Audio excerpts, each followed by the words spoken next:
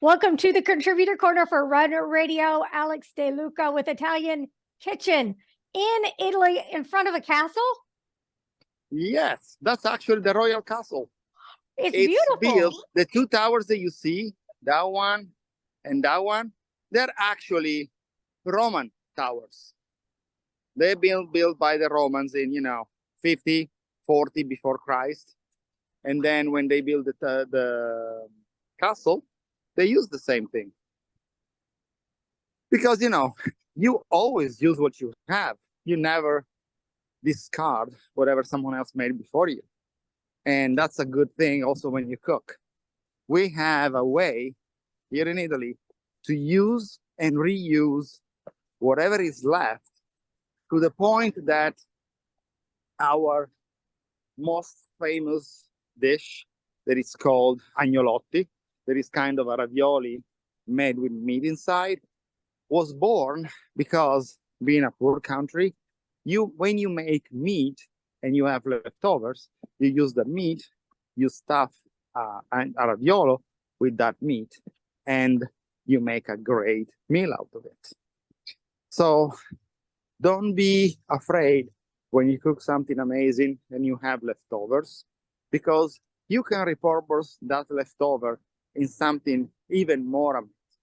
And that's something that you should use also in your life.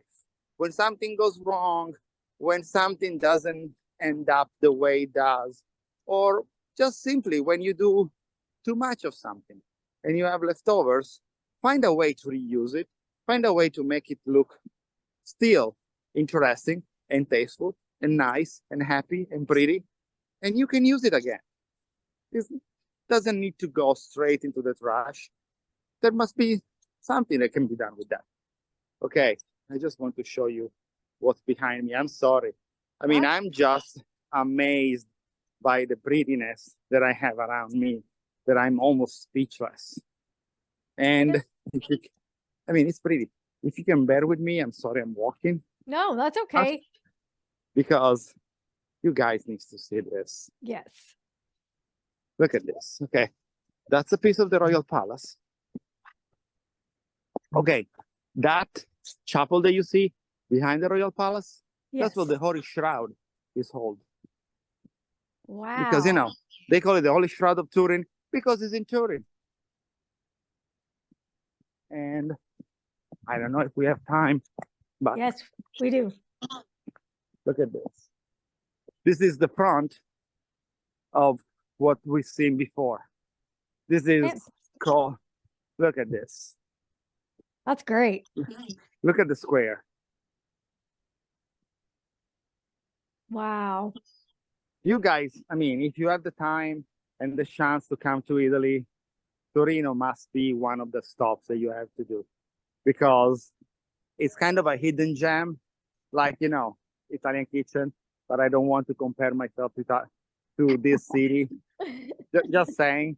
But we have so much beauty, and everything is so elegant. That's the thing that is hitting me in this trip. Everything is so elegant.